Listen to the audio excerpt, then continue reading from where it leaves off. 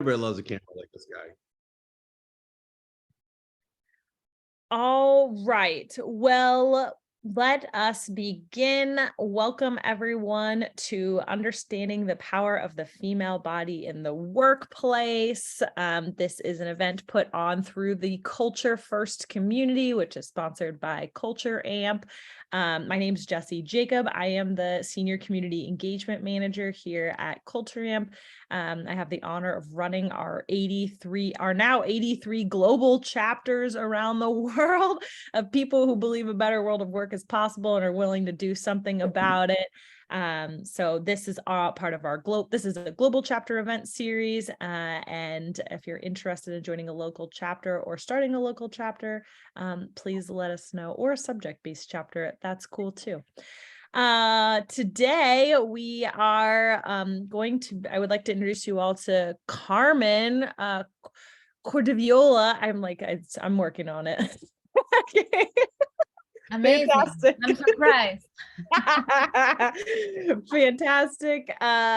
Carmen, I'll let you introduce yourself, but it's been an honor to collaborate with you, and hoping to bring more of your insights and wisdom to our community. But thank you for collaborating with us. I'll hand it to you to kind of just introduce yourself briefly, and then we can get into today and the purpose and all that good stuff. But Well, thank you, Jessie. It's really a joy for me to be here and touching this topic, and a joy that so many people are here and are interested and are curious in this topic. This topic is something that I'm not going to talk about the topic. I should talk about myself now. I'm Carmen. I'm from Argentina originally. I grew up there in Buenos Aires. And when I was 22 years old, I came for the first time to Europe, traveling around Europe, and I arrived to Berlin the beginning of November 1989. If this says something to you, it was 2 days before the wall fell down. So this was like very significant time at that moment. So I thought, okay, well, I'll stay for a while. It was the biggest party I've ever seen in my life. And I was by coincidence here. So, I wanted actually to stay in Berlin for 1 week visiting a friend, and it became the longest week in my life, because after more than 30 years, I'm still here. I studied psychology. I worked a lot in international sales in different industries. The last one was in the music industry. And I had the first 3 decades of my life, I had a problem with being a woman or a girl, thinking that I was in the losers team. Luckily, I became a mother of 2 girls. And then at that moment, I realized that I wanted to explore more this fact of being a woman in a female body, and to check if there was a possibility of not being in a loser team, but checking what meant really to be a woman. And I wanted my girls to not need to copy paste someone from the other team, which was the thoughts that I had at this moment. This is why I'm saying it like this. And my girls taught me a lot about this, and I explored a lot about this topic. It's been 22 years. My older daughter is 22. And I've learned a lot about this, and about the female body, and about the contradictions that we all have to deal with daily. And this is why this is my passion. And I'm a coach for women that lead, for female leaders, because I think that it's important that a feminine energy balances the world the way it's functioning right now. That's it. Woo! Love it. Well, thank you, Carmen. I mean, as you all know, the purpose of today's session is to educate women on the power of their own bodies and how honoring our cycles can transform the way that we work for the better. It is important for us to kind of set the context for this discussion, and this is a very vulnerable topic, and we want to own that. And we realize that by hitting this topic, it is in some ways isolating to certain groups of individuals. And so our community is all about being inclusive and having a safe environment for others. So there are lots of people that maybe don't identify in these binary constructs, and we are aware that we want to be able to create a safe space for those individuals. So maybe you are a woman that is menstruating, maybe you're a woman that's not menstruating, maybe you identify as a man and you menstruate. We want to be able to, just generally the goal of this is to be able to get rid of the taboo of that experience of being a woman or having a menstrual cycle in the workplace, and how do we have a conversation around that. So we know that we are going to miss some things. And so we're leaning into the vulnerability here. And so if there's something that you want to share in terms of a perspective that we're not thinking about, please message us or share openly if you feel comfortable. We're here to learn together. We want to hear from you. But we're just wanting to share that we may mess up throughout this, and we want to have inclusive language throughout all of this. So please let us know. This is an uncomfortable topic, but we're here to do this together. So with that, I want to just share, this very much applies back to who we are as a community. So if you are watching this, we are a group of people around the world united in the shared belief that a better world of work is possible. Our vision is to create the largest community who believe a better world of work is possible and are willing to make that action or make that belief a reality. We have 5 core principles across our 83 global chapters. This is the glue that holds us all together. This is how we do things around here. The first principle is fostering belonging and acceptance. So we're really trying to optimize for creating an environment, again, where people feel seen, heard, valued, appreciated, and understood for just being them. The second principle is being willing to reflect and grow. This is the idea of, like, if we're going to transform the way that we work and we transform our organizations, that starts with transforming ourselves, being able to turn the mirror around and understand, how am I showing up and how am I contributing to this dynamic? So this idea of the growth mindset. The third principle is have the courage to be vulnerable. So this is an uncomfortable topic. It may be triggering for some of you, and that's okay. Being willing to have that, playing with that edge of vulnerability and being able to maybe get out of your comfort zone and that stretch zone just a little bit. But that's where the deep work happens for us to create more trust and psychological safety with one another. The fourth core principle is putting learning into action. So this idea of we want this to be an experience for you all. We want this to be an opportunity for you to learn, but also take what you're learning and then understand how can you apply that to the way that you work, your life. We want to be able to, if we want to be the change we want to see in the world, it requires putting learning into action. And then the last core principle is connection inside, business outside.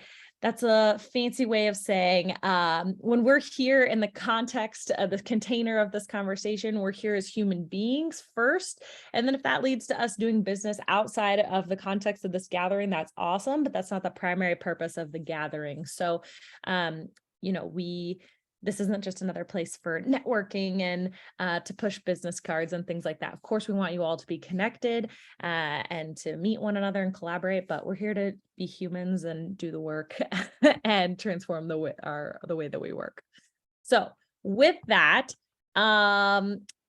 let us do a little check-in. Oh, I guess one last thing I wanted to share is that one other norm is just like throughout this experience, please be open-minded and curious. Like I said, some things may trigger you. Keep an eye out for your own judgment. Maybe just be curious about maybe some of your own judgmental thoughts as we're going through this, but just as best you can, stay open and curious with us. So I am going to post a link in the chat to a Slido. Boop, boop, boop. Great.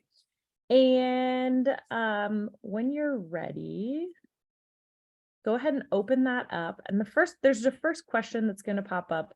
And essentially it's just, what's one word to describe how you're doing today? And I will open this up. There we go. This is working correctly. When I open, oh, there it is. And here's a QR code if you would rather scan and do this on your phone rather than use it in the chat. Nope, this is the wrong question. Sorry. What's one to describe how you're doing today? Amateur hour, guys. Oh, I got her individual soul. All right. What's one word to describe how you're doing today? Frustrated. Thank you for your honesty. Overwhelmed, stressed, curious, frazzled, anxious. Oh, these are culture first people. Thank you for creating it. I'm so glad that you all are sharing all this. Yes, we're tired. Excited. Surviving. Oof. Blah. That's real. That is very real. Hectic. Yes. Awesome. Thank you all for just showing up how you're showing up. I appreciate you all. Unsure. Okay. Our next question for you is, what feelings come up for you when you think of the quote female body in the workplace?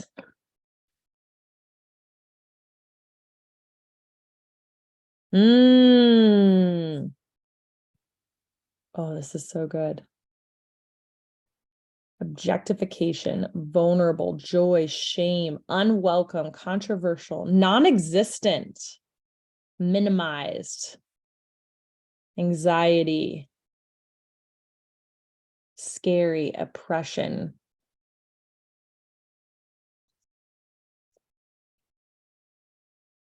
Wow, this is powerful. Necessity to minimize, stigmatized. Oh my goodness. This is so real. Compliance, shortcoming. Oh my gosh. I don't know about you all, but I am just like tense reading.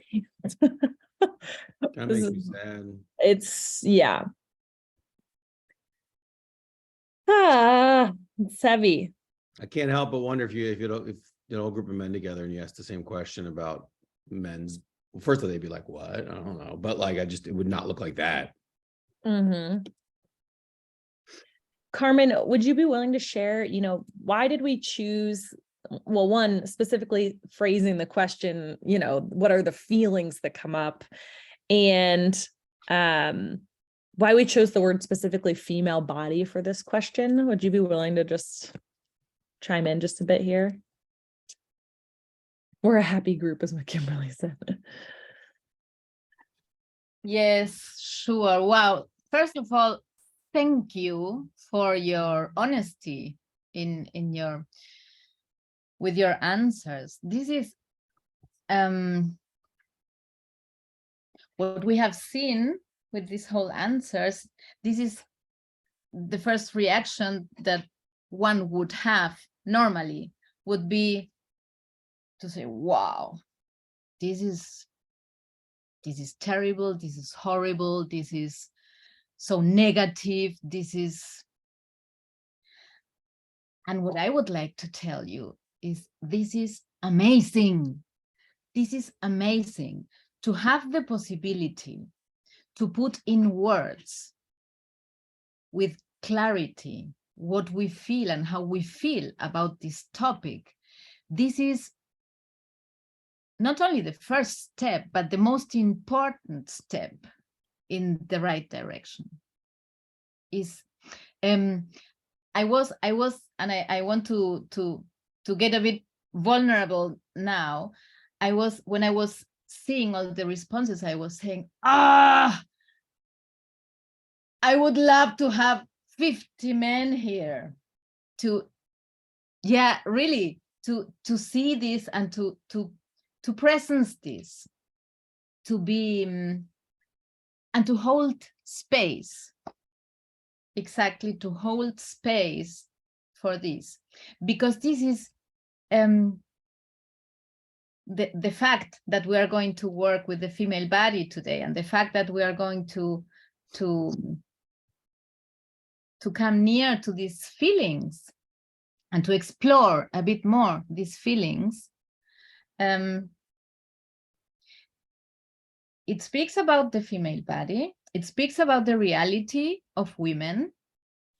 We will speak about our cycle. We will maybe mention also menopause and getting older, aging for women, which is a totally different topic as for men.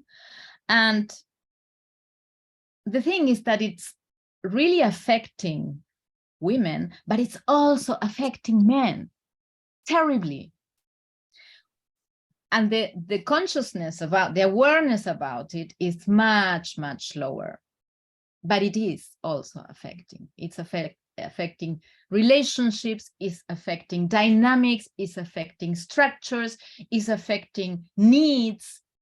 And okay, we are here today, so we will take probably the I don't want to say the mission because it's too big, but the impulse to spread what we learn or what we discover today, what we explore today. This is what I would love to do. And Jessie, can you remind me what were the three biggest, because I don't see the. Oh yeah, they were anxiety, shame, and minimized. Shame. Oh, I will tell you about these feelings later when we go to the topic. Why did we choose this topic today? I will tell you more. But this minimization, this being as invisible as possible on one side, and on the other side, the feeling of shame. And shame normally comes when we are not invisible, but when we are very visible. Here, what we see is the first contradiction that is appearing. The first contradiction, shame and minimizing ourselves, being little. Our body is full of contradictions. We live in a contradictory body. The good news is the contradiction is like a limiting belief. The contradiction is like these limiting beliefs that the ones among us that are doing some coaching work or some personal development work or therapy or just for ourselves, working on our limiting beliefs. There is another limiting belief, which is not personal, but collective, which is patriarchy. The patriarchal structure in which we live is also a limiting belief, collective.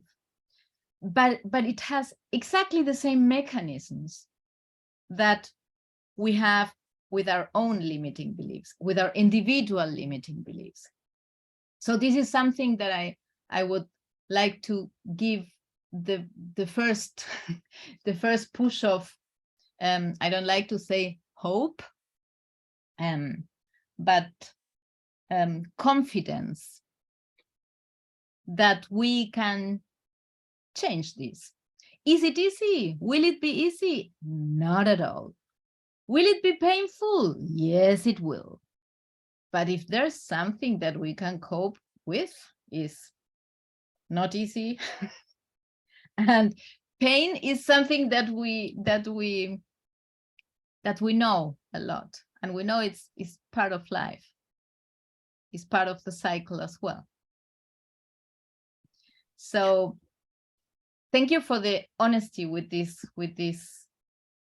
feelings. Well, and Carmen, obviously this question kind of stirs up a lot of emotions, and would you be willing to kind of walk us through an embodiment practice now of just like kind of getting into our bodies, calming down, having a different experience, if you will? Yes. So for this, we thought that we would like to be really, really, really present, and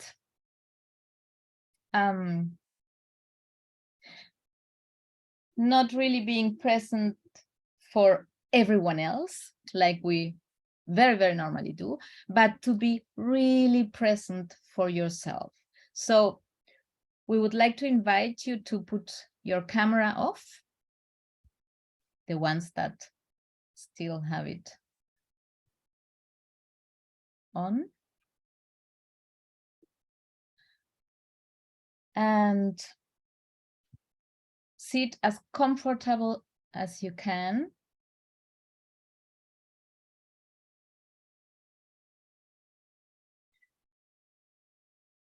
Try to relax.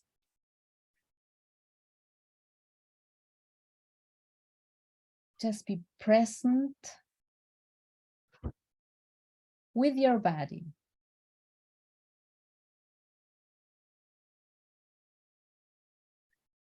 And I would like to invite you now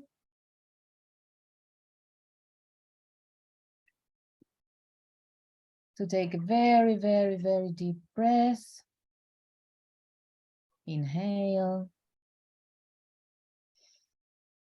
and exhale. And once again, inhale and exhale.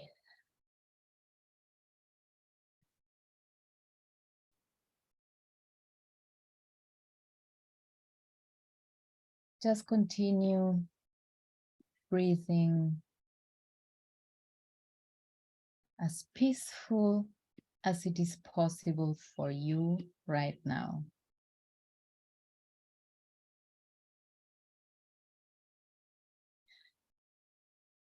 And with this breath being present in your body, I want to invite you now to connect with your womb, to connect with your center, which is your womb as a woman.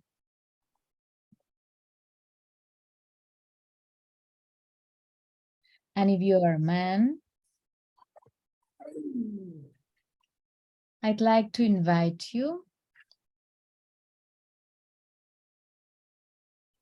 to connect with your thoughts and with your heart,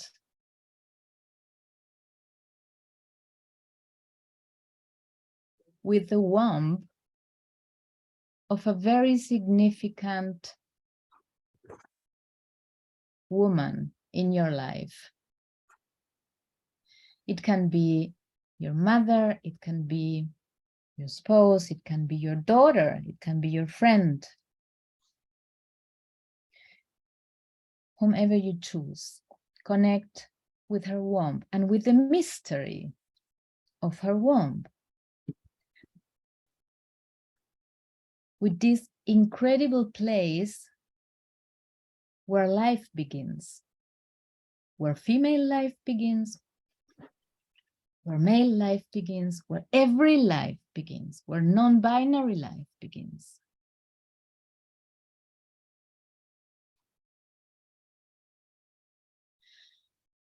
And now, being connected with your womb, I'd like you to think about the spring. Feel the spring in your center. How does it feel to experience the spring in your center? You don't need words. You don't need thoughts. Just connect with the feeling and let appear what appears. Maybe it's an image, maybe you're in nature, maybe you see colors. Whatever happens is perfect.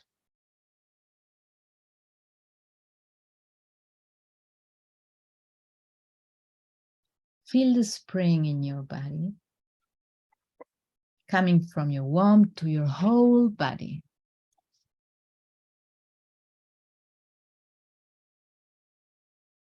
And then inhale and exhale.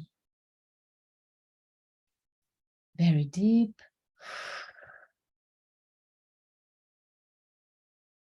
And now I would like to invite you to feel the summer in your womb.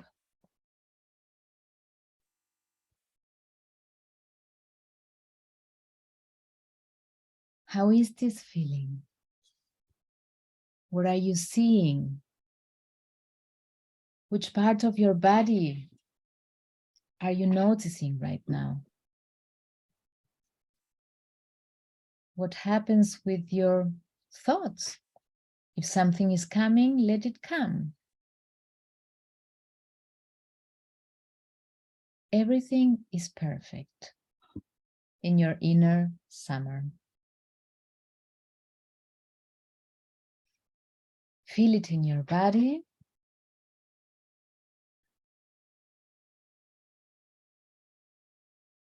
Make a deep inhale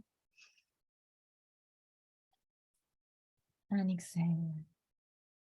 And feel the whole summer in your whole body, which came from the center of your body.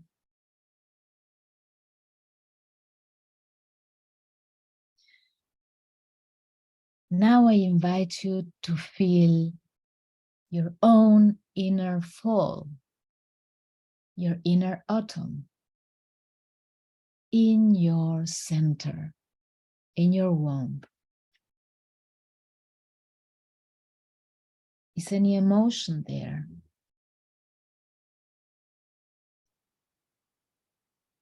What happens with your body? Is there any image appearing in your head? Is there any feeling? Anything that appears is perfect. It comes from the center of life in your body. So let it spread from your center to your whole body until your feet and your toes and your hands, your hairs and the top of your head. This whole autumn coming from your center expands in your whole body. And inhale and exhale once more. And now you know it's time for winter.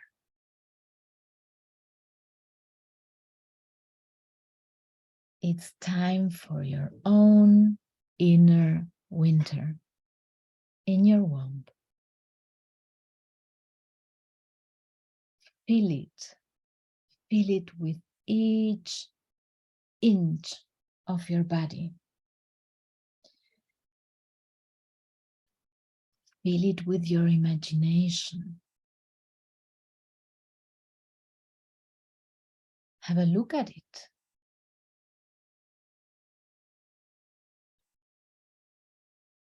What do you see? How does it feel? How does it translate in every part of your body?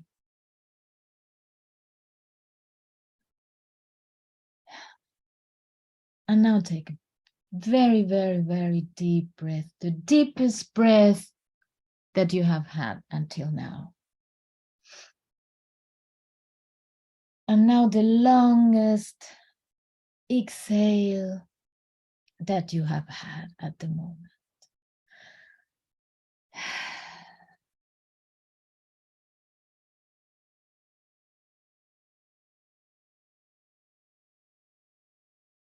Stay a moment in your body. And when you feel ready, only when you feel ready, start moving very slowly some parts of your body. Maybe your head. Maybe you can extend your arms. Maybe you can do some noise. Whatever wants to come out of your body, let it out.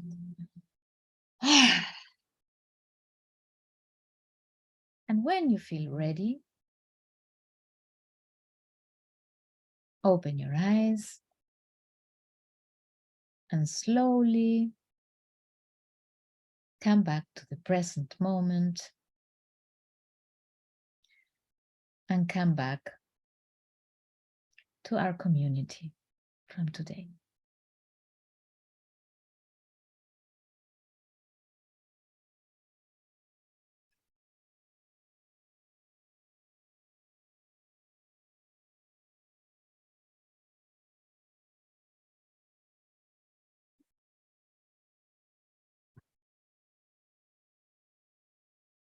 So, beautiful beings.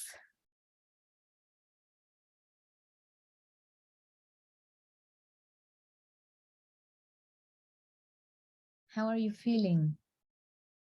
Maybe you can put, because it's okay not to speak a lot now and not to think a lot. Maybe if you feel like, give me just one word in the chat from something that came out, from something that you're feeling now, from some thought, maybe a word, maybe a phrase, maybe a color, maybe whatever. Everything is perfect.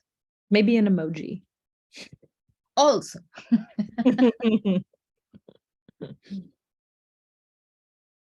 Oh, divine. Oh, centered. Overwhelmed in a positive way. Wow, Kiara, thank you. Rooted. Free. Yellow flower. Yellow is my favorite color. Sarah, thank you. I see this as a gift for me, which is my birthday tomorrow. So I take it for tomorrow. Flow, Kimberly. Jessie, you beautiful smiley. Happy birthday. Thank you.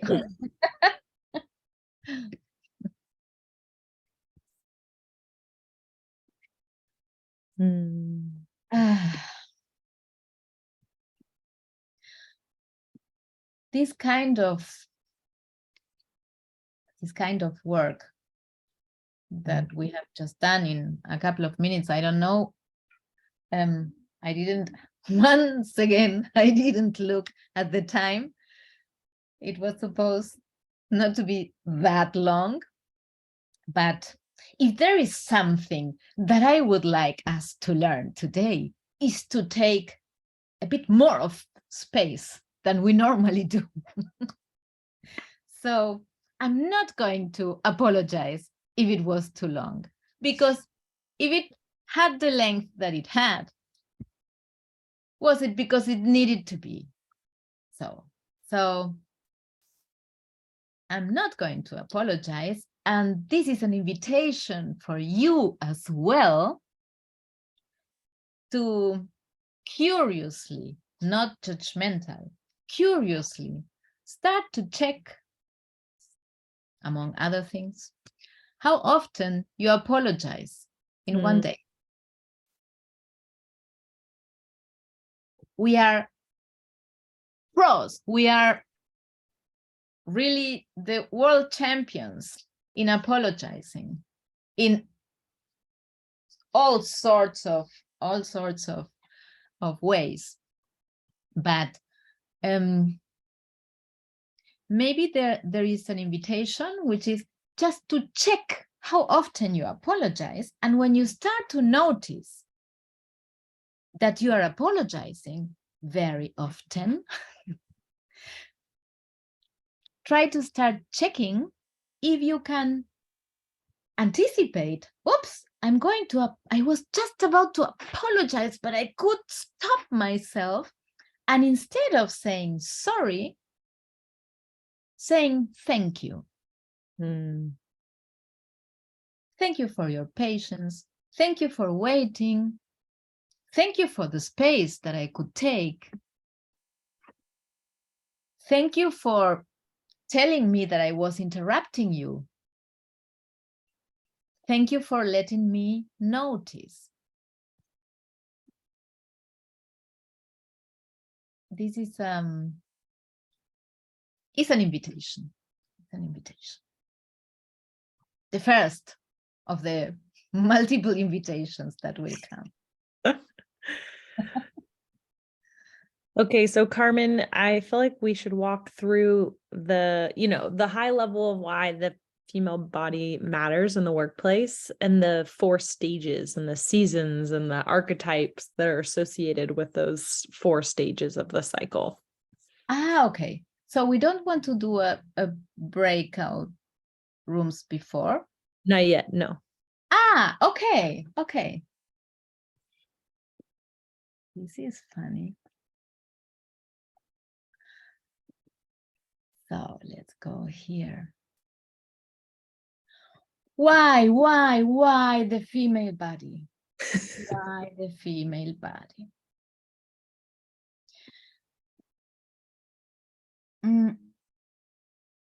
There are lots, tons of reasons why we should not. We should nothing. We must nothing. We have to nothing. This is the second invitation that is appearing right now. So I'm thankful to myself that I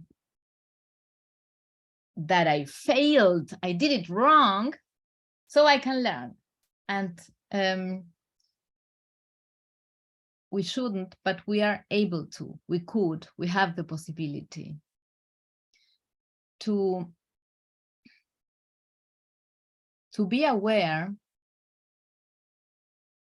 that we are living in a body which has been systematically devaluated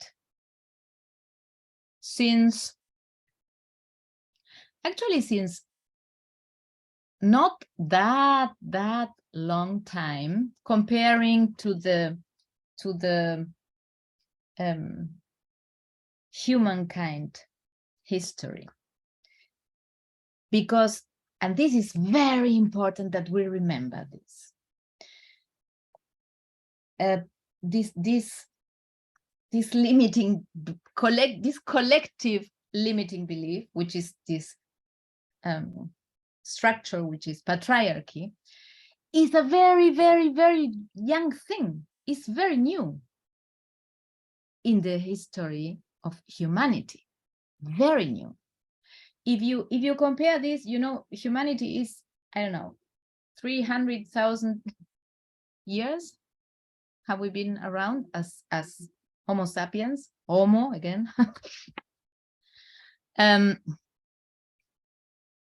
300,000.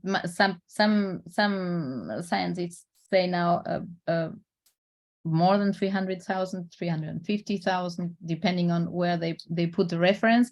It doesn't matter. It's a bunch of time. And patriarchy has been there like 5,000 to 8,000 years. This is not even 1% of the history of humanity. Because normally we have the idea that it has always been like this. My dears, it doesn't. And you know, the best evidence that it has not always been like this, because we wouldn't have survived if it would have been like this whole time. We wouldn't have, the planet wouldn't have survived with this balance we are into. So since beginning of patriarchy, the female body has been systematically devaluated.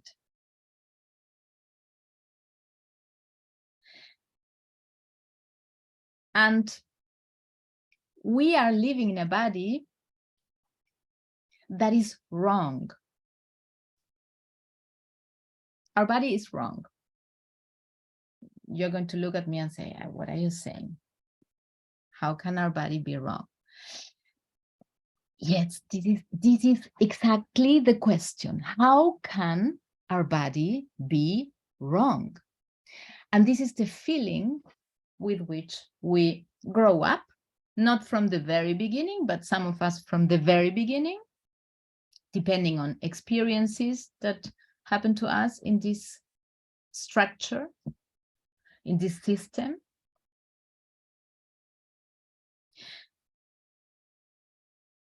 And then it's getting wronger and wronger and wronger.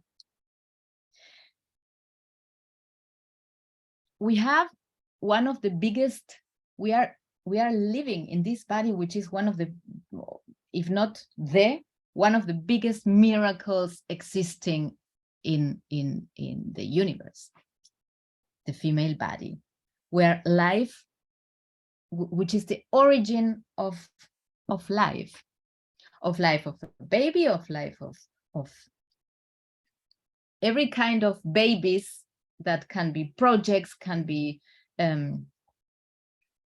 books, can be gardens, can be lots of things that are created. The creation, that the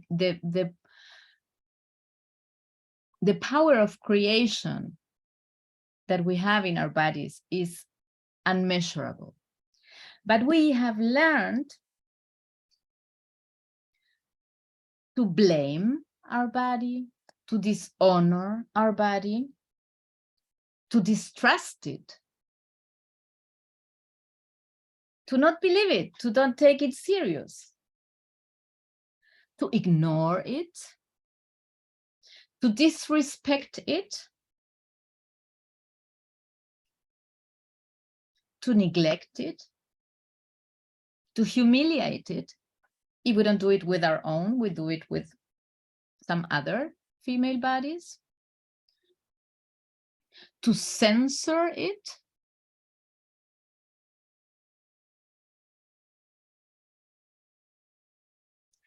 where does it come from? Why, where, how do we come to this situation, to this status? This is something that I'm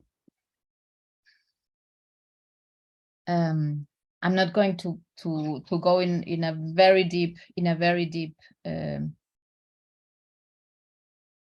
explanation of it. I can tell you more about this. I can write you more about this. But what I would like to do today is that we realize, because sometimes what happens is we are so hurt around this topic, that a very logical mechanism is not to see it, not wanting to see it, which we have totally the right to do this. It's not, and I don't want us to judge ourselves for not seeing it, but identifying where it's being painful is a door to change something. It's an important path, and it's the possibility to change.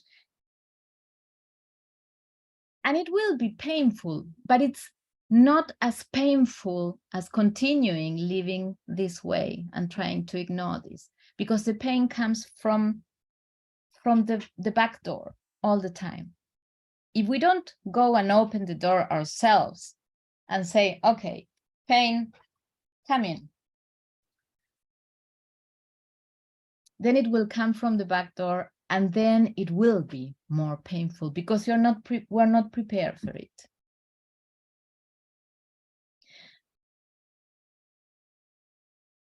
I am aware that you are aware of the contradiction that we live in our body, and you showed the first contradiction when you put your feelings in the first exercise that we did. So I would like to read you a very short part of a text from Camille Rainville. Most of you will have heard this, but this is the why.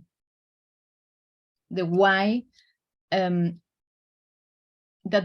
brings us to talk about the female body at the workplace. Why at the workplace? No, why at the workplace?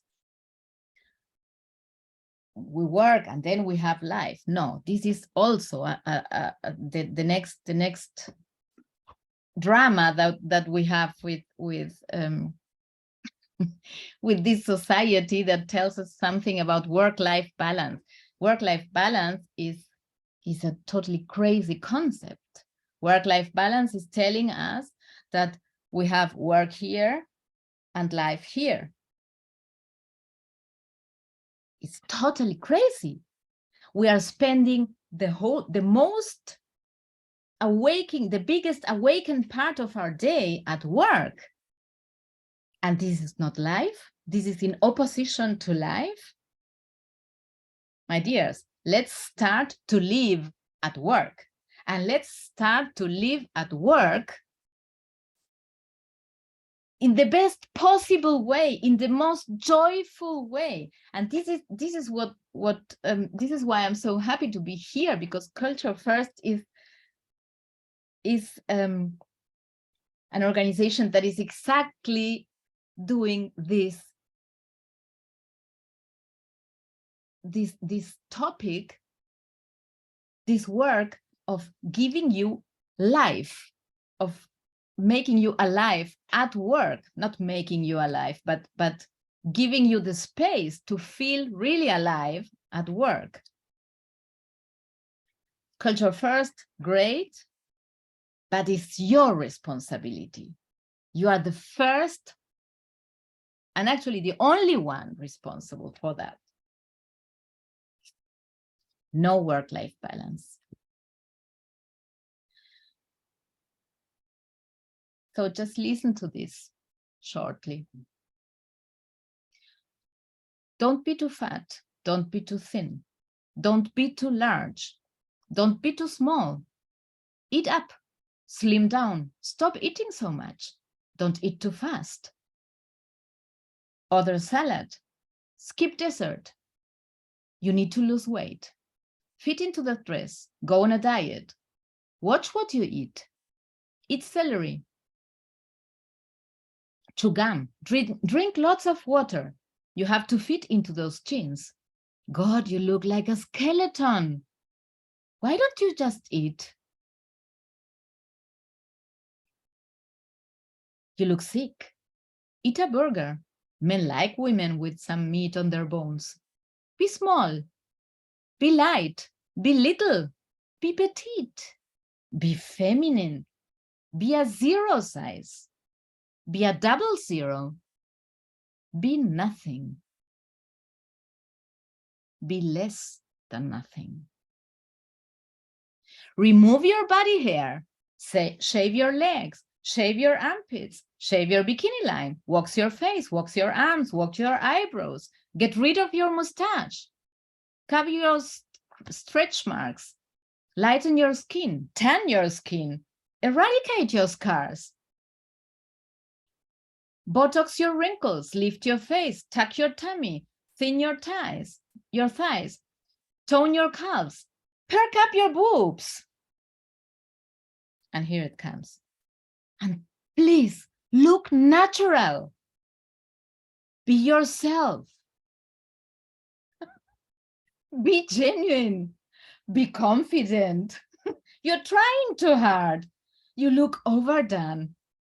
Men don't like girls who try too hard. Wear makeup. Prime your face. Conceal your blemishes. Contour your nose. Highlight your cheekbones. Line your lids. Fill your brows.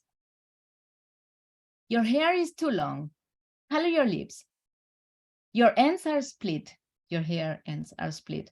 Highlight your hair. Your roots are showing. Dye your hair. Not blue. That looks unnatural. You're going gray. You look so old. Look young. Look youthful. Look ageless. Don't get old. Women shouldn't get old. Old is ugly. Men don't like ugly.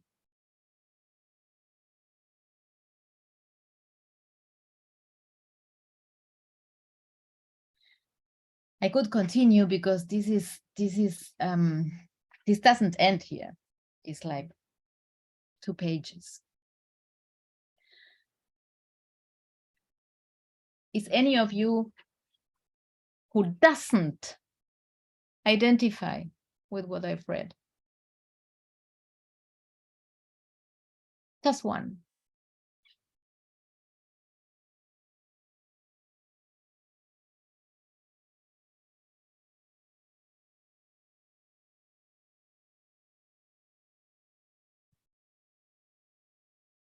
Sarah and Jessie. Wow.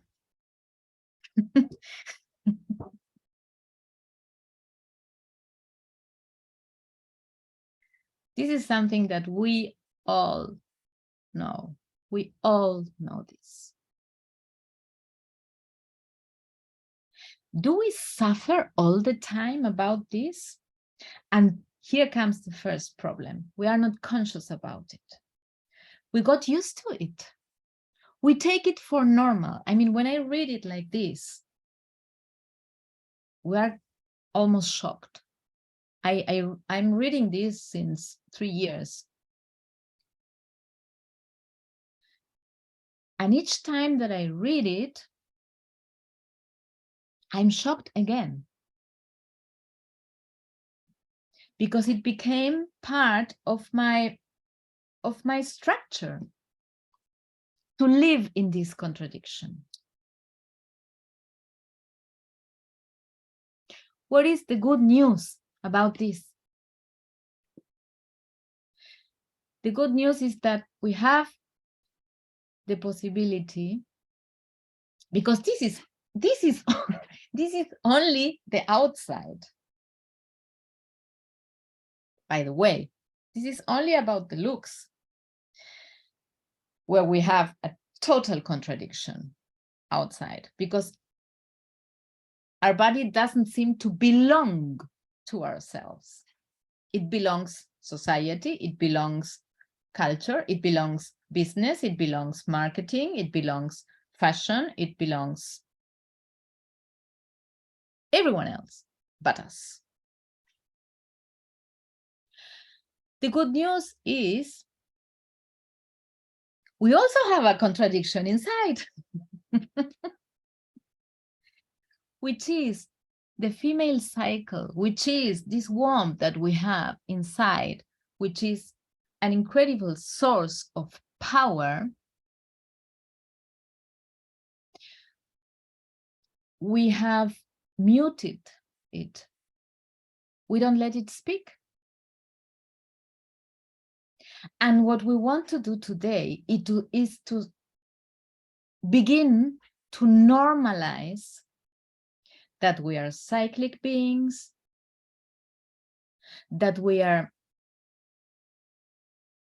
menstruators, that we bleed, and that our blood is red and not blue. Another contradiction, another unbelievable thing. In television, in films, in movies, in everywhere, you see when it's about violence, you always see blood. Blood coming from wars, from violence, from accidents, you always see blood. When it comes from the most natural process that we have in our bodies, blood is blue. Or we're totally ashamed if some stain of blood comes in our trousers or where we're sitting. But if blood appears because someone got hurt and so on, this like, oh, look, I hurt myself.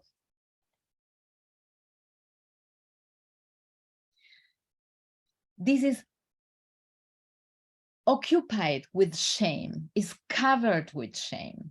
Everything that has to do with our cycle has been covered with shame. And this has a system,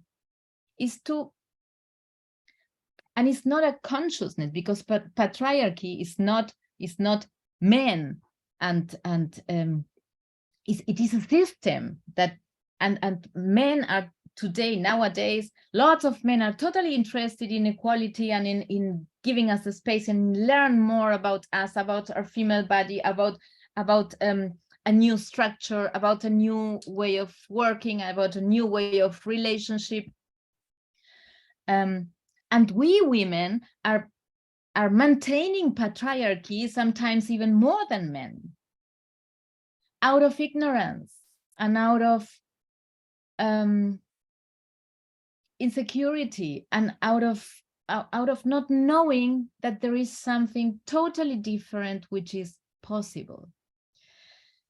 And my invitation today is to start with your inner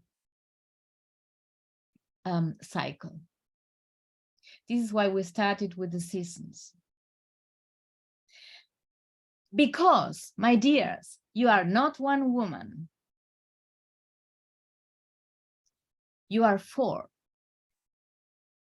You are four different women every single month. Can you imagine having lived your whole life trying to be one only woman, and now realizing, oh, I'm actually four? And this is your nature, and this is your power. This is not a mistake. This is not that your body is wrong, like we read. We are going to prove that wrong, because you have four different women in your core.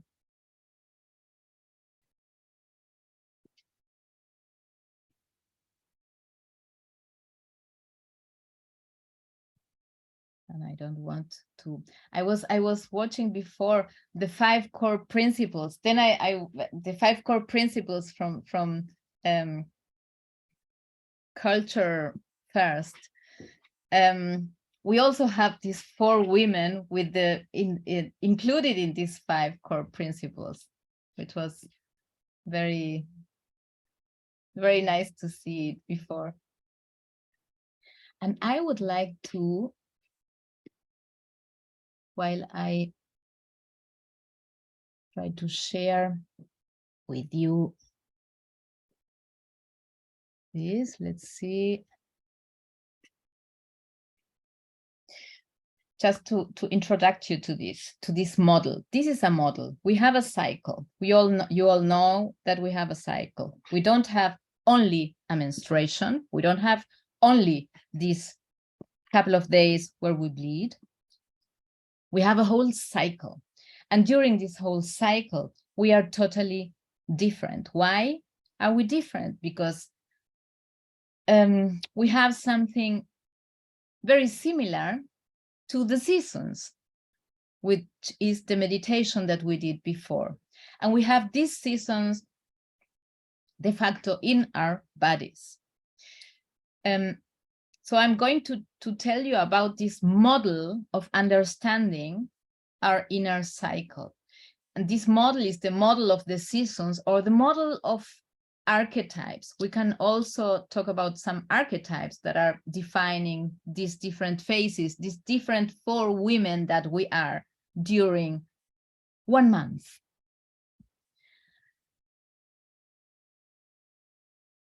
And it's not only the hormonal changes, but it's also the connection with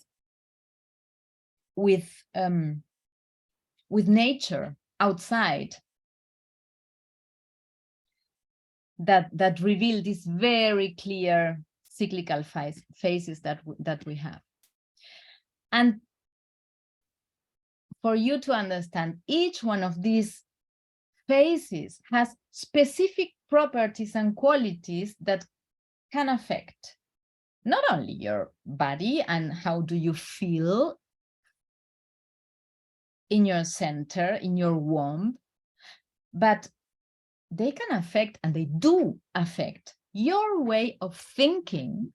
They do affect your mood, and they do affect your energy levels, your physical energy levels.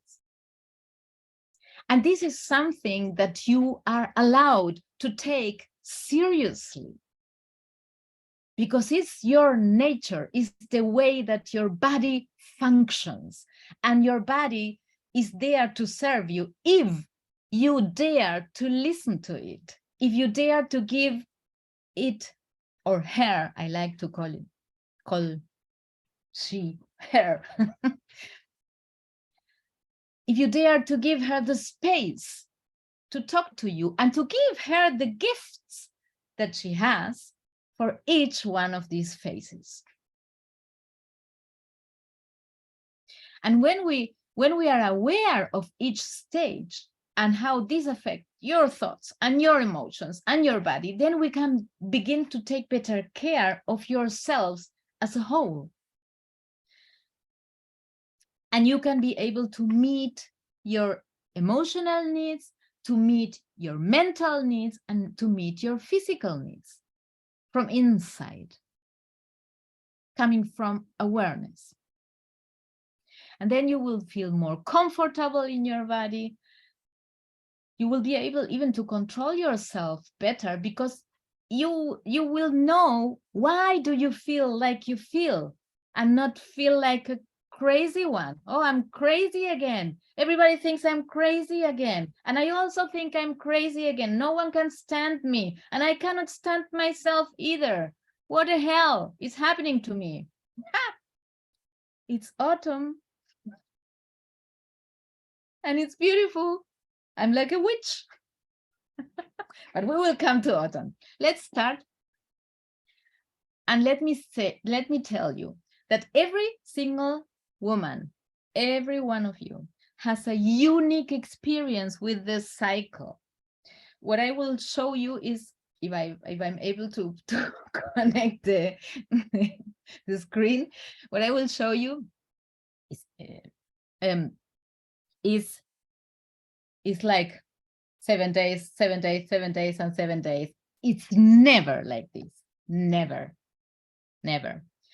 The stages or the different phases are totally different. They have totally different duration and length, and it can vary in 1 month. And you know how your cycle works. That is, it's not always regular, and it's not, the phases vary. My invitation is for you to start to listen to your body, to feel it or to feel her, and to be curious about her, to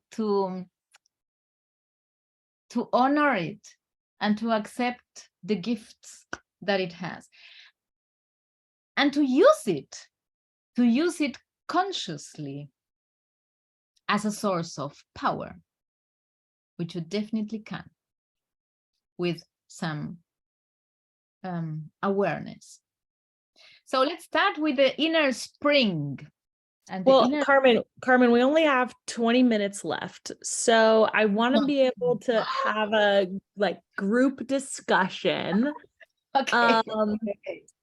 I'm just gonna share well, I don't know if you've had a chance to be able to share if you can share your screen, but I just at a high level, just want to kind of hear from you all about what stood out so far, and just a quick version of this, if you can share your screen, Carmen, and if not, we can just talk through we have 4 stages to the cycle.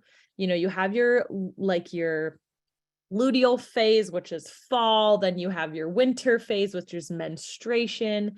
Then you have your follicular phase, which is spring. And then you have your ovulatory phase, which is summer.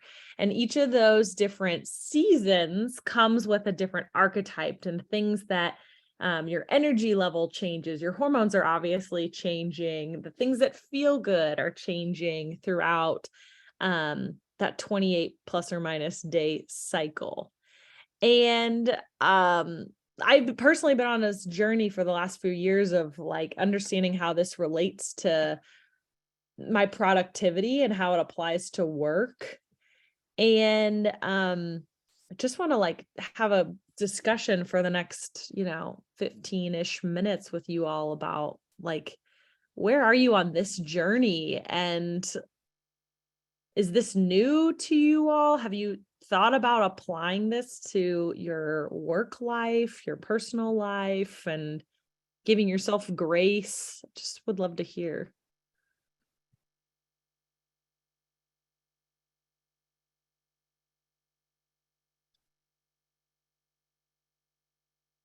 Carmen, maybe go through this so we can see the whole. Okay. And then if you would like to share, and any of you would like to share, you can share in the chat, or you can just put your hand up and we can start a discussion or share thoughts. So this, you already told about this, Jessie. We have 4, like with the we have this typical okay, there we are. We have these 4 seasons, of course. We started with the spring, the dynamic phase, and the inner spring is the most masculine phase that we have, because we have masculine energy, we have masculine qualities as well. So the spring is the more masculine one. It's full of curiosity, it's playfulness. The archetype here is like the maiden, or I would like to call it the young woman. It's a young woman who is more connected with her ego. She's linear, she's active, she's very logical, she has a great mental power, she can concentrate great, she can plan, she can analyze. So this is the phase when you're after the menstruation, the follicular phase, and you're full of energy, and you have a very concentrated approach to everything that you would like to plan things. You can plan a lot and you take massive action, but you are very individual here. Then comes the summer phase, which is your inner summer, which is the archetype of the matriarch or the mother or the empress, the queen, if you want. This is a typical phase where you can lead. Why you can lead? Because you are totally social in this phase. You are totally connected with people. You are very empathetical with people. This is a phase where you're totally magnetic. Is a very feminine. Some of the people that write a lot about female cycle put this phase also as masculine because it's external. But I think there are some people that put it as masculine, some others that put it as medicine as feminine. But I like to accentuate the feminine part of this phase because it's this taking care of the rest. If you want to have discussions, but discussions where you want to negotiate, this is perfect. When you want to communicate things so that everyone understands, this is the perfect phase for this. Communication is great in this time. It's the time when you're ovulating and you're very magnetic. Then we have the autumn. The autumn is not 7 days. It's a very long phase for lots of women. And this phase is masculine and feminine. This phase is outwards and inwards. This is the phase of the witch. I love this archetype. I love the image of the witch because this is where you can say no. If you need to say no to something, this is a perfect time for it. This is a very creative phase, and this is a very wild phase. It's very raw, very direct. If you want to declutter, for example, this is a perfect time for it because you can say this, yes, this, no, this serves me, this doesn't. You can finish things that you started. In this time, you can finish to-do lists. Concentrate on your things. And then we have the winter, the inner winter, which is the menstruation, when we bleed.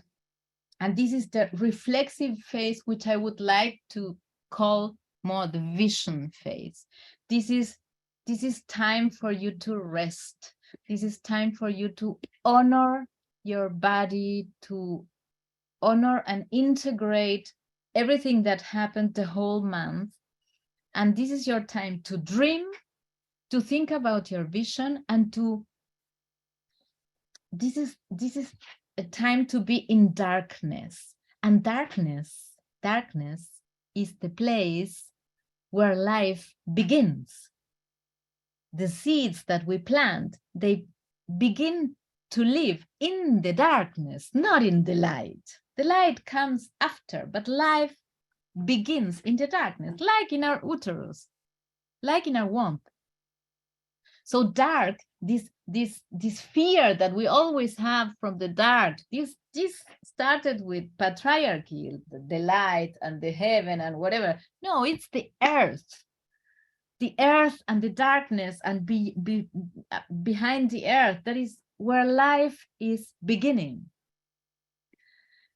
So this is the time for you to be in silence, to have self-care, to reach your own core and see all life as sacred. And this, what you envision here, which is the old wise woman, the archetype for this phase, what you envision here will come to the next phase, to the young one, that would start to plan. Okay, the vision was that one. Okay, then I will start to plan it. I can analyze what's the best way to do this. And this cycle, we have it every month. So now this was very, very short and very in running mode. But now it would be great to know from you, if you know about this, if this is new for you, if you are connected with these concepts, if you heard about it, if you feel it, if you live it, if you, yeah, what resonates with you, or if you think this is totally bullshit also.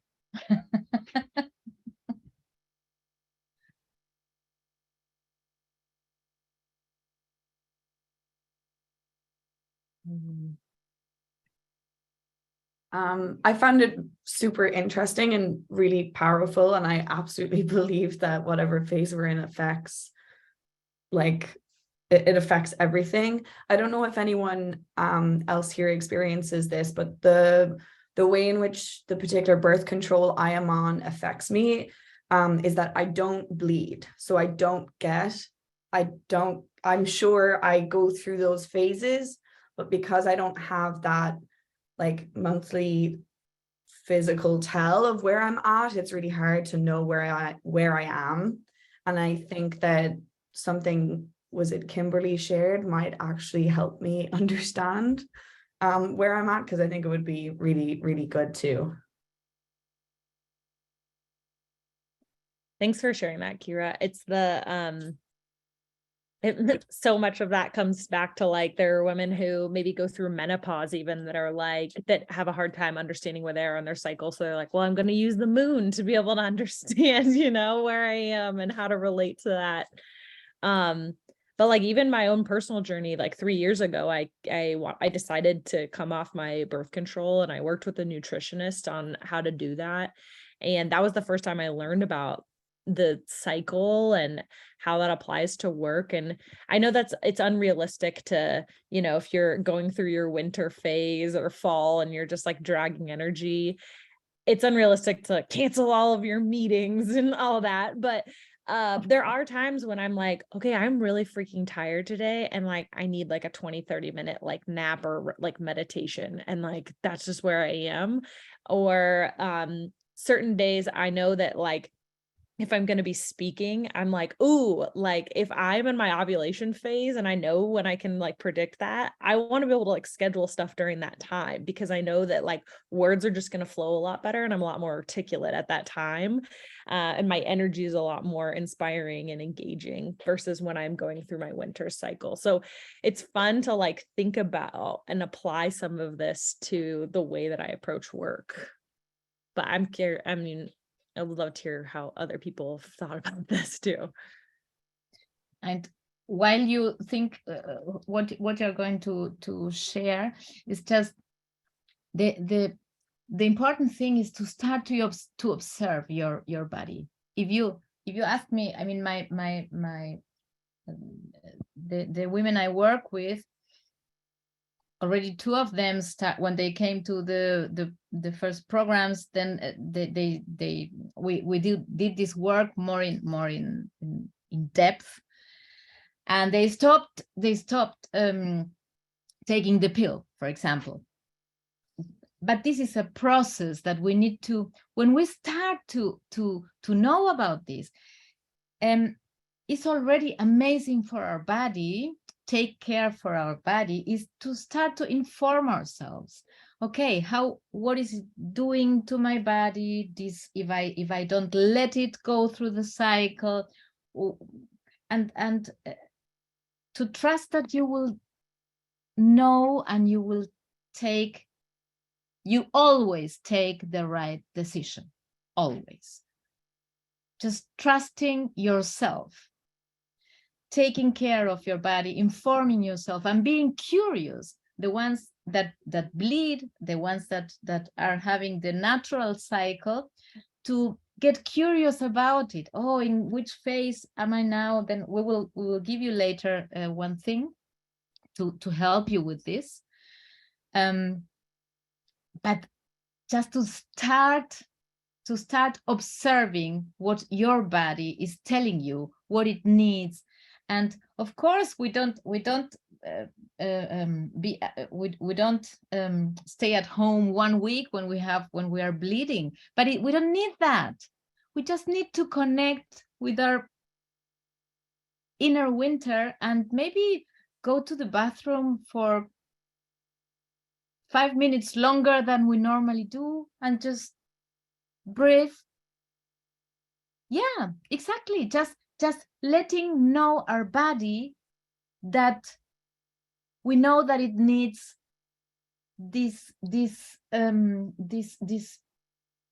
extra minutes of peace. That's it.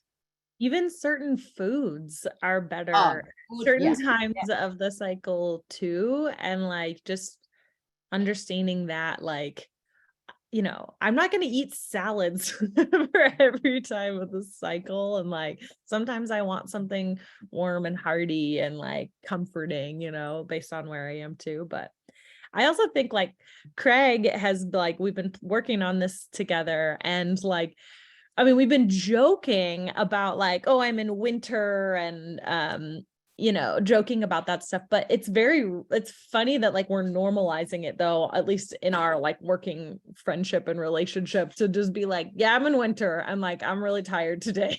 Like a breather. But at least to be able to like have this as a language to be able to have a discussion is helpful. I mean, I'll say that, you know, in turning the corner, my mind, you know, keeps thinking about, because clearly in some ways I can't connect to all these in the same way, but the workplace and normalizing conversations. And I think you make a good point. There's been a little bit of humor with it, but I think sometimes we're bringing new things in. It helps lighten it, but you're right. Like, it has changed our conversation. And I think where my mind goes is, what might it look like to bring this into context at organizations? How might we, you know, without marginalizing it? I don't know if humor is the right way collectively, I mean, between two friends, but at the same time, we are normalizing the conversation and bringing it into the vernacular. And like, that to me is the bigger win. Like, we've spoken about, we joked a little bit like, what if there were like, I mean, imagine a world where people still lived in offices and like you had a little thing you hung on your you know, cubicle, and you could show what season, like, but things that are like just making people, even if it's a little lighthearted, bringing the conversation to life, you know, and making it more normal. And I think you make good points. Sometimes humor helps us do that, but not that it has to. So my 2 cents. Or just even like with a check-in question, you know, like we ask check-in questions all the time around like, what's your energy level, or how are you feeling? Like, what if your check-in question was like, what season are you in? Both like for men and women, because like men are Hold on, I'm 24 hours. I'm moving fast. Just kidding. I just read this 24-hour thing. I didn't realize how quickly I'm moving through my seasons here. I really like that point though, Craig. My mom and I used to joke together at a particular phase that we're in, usually during menstruation or just before, we get really clumsy, just super clumsy, like make mistakes or drop things. But even just, I feel after this conversation a little more empowered to just, you know, to your point about humor, acknowledging if I am in that phase and I let something slip at work, it's like, oh, whoops, like my head's not with it, my head's foggy right now, next week this won't happen. And Kira, you know, the fact you're talking to your mom about it, I mean, I'll just say that I was talking to my wife as we were getting ready for this, and we've also talked about menopause previously as well, and she was like, Craig, women don't talk to each other about this. Mm-hmm. And I thought that was really powerful. I mean, I don't know, I'm not putting that on all of you, but like, she made a good point that like, this isn't just our workplaces, like, particularly with menopause. I mean, every single woman on the planet at one point is going to go through that, and they don't talk to each other. But I was shocked. I assumed that women were talking to each other, just not men.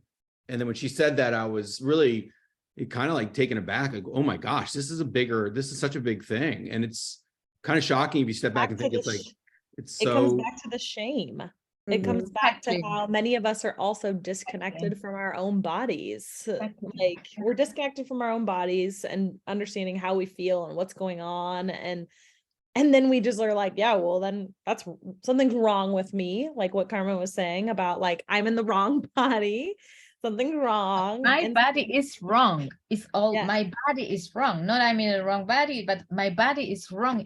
Is structurally wrong because it should be not thin and it should be nothing. It Yeah. should be nothing. This I think nothing. Jessica made a really interesting point here. She said, Yes. bone to pick with society. I knew so little about my body into my mid-30s. And Totally. but I think this goes back to two things. I mean, I'll say it from a male perspective. For, you know, it's the same thing with men, of like men not teaching young men how to be men. It sounds like what Sarah's saying is, where are the women teaching women? Like, we've lost this thing in our society, both collectively and with our own groups, of like talking to one another, you know, men helping young men be healthy men, and women supporting women as they go through, and then us collectively having more open conversations. Because I mean, a lot of men probably say the same thing. I didn't learn anything about being a healthy man until my 30s or 40s, you know, if that at all. Yeah. Or Yeah. even like I mean, we don't have to go down the rabbit hole of healthcare, but even when I made the conscious decision to come off of birth control, the stories that flooded around that, around who I am and my relationship with my boyfriend at the time, and what does this mean for me? And then my healthcare provider saying, well, what are you going to do? And I was like other ways of tracking my cycle. And there's other ways of practicing safe sex to not have children. And she was just like, don't hang your hat up on that. And I was like, I live in this every day. I know this pretty well now at this point, you know, like, but to have someone tell And this me. is so powerful, Jessie. I know this pretty well. This is something that you are saying. I know this pretty well by now. This is not something that we all can say from ourselves. This is not something I could say about myself until I was more than 30. Mhm. I had no idea of all the things I'm telling you now. I had no clue. I would have my menstruation and I would use a tampon, and that was it. And I would just hope that it's over as fast as possible. That was all. To say I know my body, this is the first big, huge step. And then talking about it. And talking about it is not like going on and giving a conference around this topic, but yeah, starting talking about it with your friends, with your mother, with your boyfriend, with your male friends as well. My daughter, my daughters are fantastic. They talk to their friends. They are 20 and 22, and they totally normalized it already. Menstruation. I mean, can you give me why this? medlock? I see your post here. It's unfortunate to be more open topic, at least in small intimate setting where people can be more open with you. I'm grateful for the session. I don't think I've ever really spoken to anybody about my cycle. You know, this is where that idea of like, we have to be the change we want to see in the world, you know. So my offer to you is there a place where you can like push that edge of a little, be that change, go have a conversation next week, even if it's a light one, to just, you know, if we all kind of lean into being the change and normalizing this, you know, have they uncomfortable, you know, I think you get my point. So when I see that, it's like, how can we all do a little something different? How can we all push ourselves and say, you know, I'm gonna say this to my partner, my dad, whatever, like just as a way to start, you know? Yeah. Yes, and before we, Jessie, do you wanted to say something? Or I was just gonna say we're 4 minutes over, so I apologize, but just like starting to wrap things up here. But yeah, you go ahead.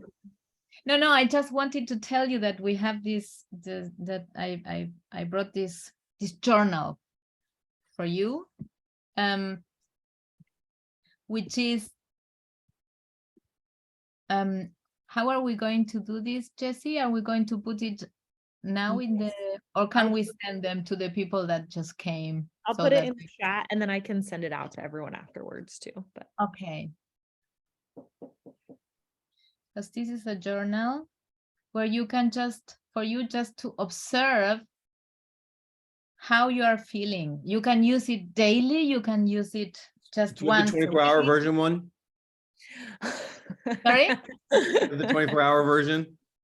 24-hour version comes for the next workshop. Yeah. Only for men. Yes. No, the thing is that you try to connect with your own qualities appearing in your own stages, that you just have a record of what is doing your body, your mood, your mental power, your energy, and what are you eating these days. Also, as Jessie said, is totally we have totally different cravings when we are in the different phases. Some in some phases, for example, I used to need chocolate, and I don't like chocolate, but when I was in my fall phase, in my witch phase, I needed to eat chocolate, and your body is also asking you very healthy things if you start to listen to it. I'm in winter right now, and I don't know if you all noticed, but I was drinking warm bone broth as we were having our call this morning. I was like, that's what I want right now, is bone broth with collagen, and just like it's like cozy, and yeah. I mean, it has ginger and turmeric in it, but yeah. Yeah, because you're listening to your body. This is amazing. And then when we start listening to our bodies, then everyone around us start seeing this as normal. But if we don't start, it's for all others totally difficult. It's almost impossible if we don't start. We need to make the invitation to take this process and this cycle as the most natural and wonderful thing that we have, which is this great gift of having this body. Oh my gosh, a culture first chapter around menstruation. Who's leading that chapter? I'm joining. Culture first flow. Culture first flow. Oh, that's I'm out. good. I'm done. All right. Well, we should wrap up and get out of here. I would love to just do like a 1-word chat bomb in the chat. Just throw like, what's one word to describe how you're doing? We just want to like hear from you to kind of wrap things up. But just go ahead and throw that in the chat when you're ready. Jessica, are you gonna lead the yes. Just gonna start chapter. Jessica's running a 3rd chapter. I love it. Grateful, empowered. Oh. Thank you. I really do feel men are not often welcome in, or I judge, spaces like this. And I just think I get to be a better version of myself. And thanks for letting me bring a little bit of my humor, my own awkwardness to it. But look, I have 2 daughters and a wife. I mean, this is important for me, and you're helping me destigmatize it. So I appreciate that. And you are a co-menstruator. Every man is a I'm in.